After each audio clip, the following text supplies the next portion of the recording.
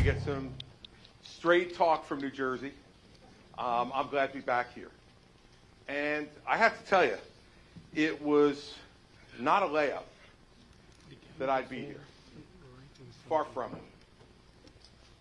I've watched our country over the last decade. It seems to me get smaller and smaller.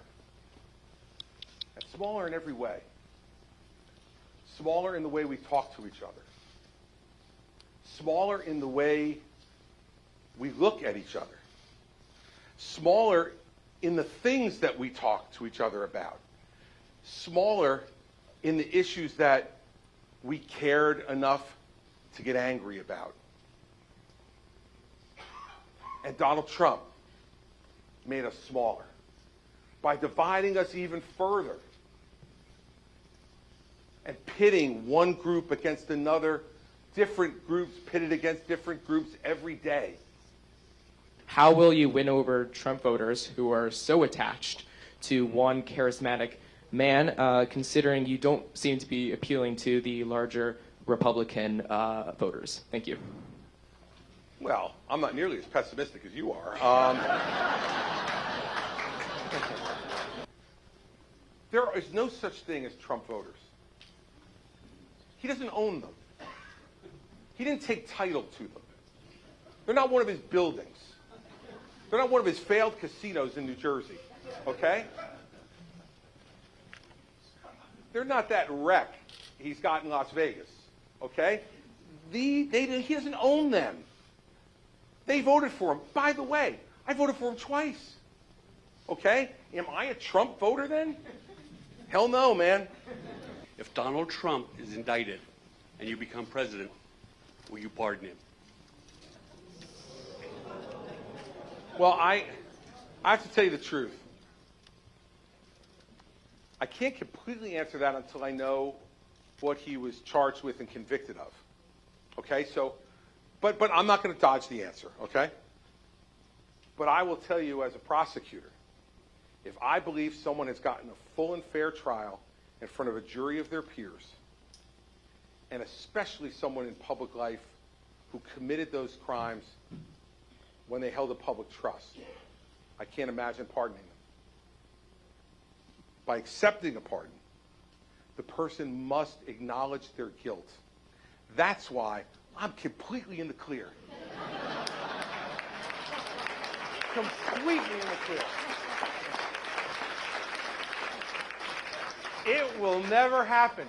That will be the shortest phone conversation I will ever have as president.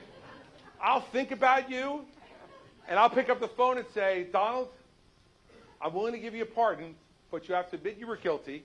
He would say, I will never, ever, ever do that. And I'd say, have a nice day, and hang up. And then I'll be done. So I am, as a practical matter, I am in absolutely no danger, I don't think, of having to make your decision. But I think it's an important question. I'd like a 10% raise. And your boss said, oh, I don't really think we can do that. We have candidates for president who say, we shouldn't care about what's happening in Ukraine. We shouldn't care that Russia wants to take a free and freedom-loving country and put it back under its thumb. But that's not America's concern. We have candidates for president who are talking about issues that are so small that sometimes it's hard to even understand them. But let me tell you why they're talking about those small issues. For the very same reason that leaders who are pretenders have always talked about small issues, to divide you further. And when I said to him, I can't do it, it's against the law, he said, fight it in the courts. The question is, do you, not if you want America to be first or not, it's how. How do we become first? And you have people in my party, our party, who are saying, fill the moat, pull up the drawbridge, and let's not worry about the rest of the world, everybody. We got plenty of problems here, and we got to fix these problems that we've got here, and we can't afford to engage with the world. Well, guess what? When we stop engaging with the world, we're no longer going to be the biggest economy in the world. We're not. They're going to trade with China. And then China's going to put the screws to us and say, hey, you want to continue to trade with us to another country, you can't trade with America anymore. I'm wondering if you could talk about your opinion on the Dobbs Supreme Court decision and the future of reproductive justice and abortion access for women in America, and if you support all of our freedoms or maybe just freedoms for choice view. I think that Dobbs' decision was the right decision because I believe it was Roe versus Wade was constitutionally flawed. I think any taking of a life like that, of an innocent life, is wrong and it's a tragedy. And so here we are in this horrible situation of having to make choice. But you know what? No one ever said this was going to be easy.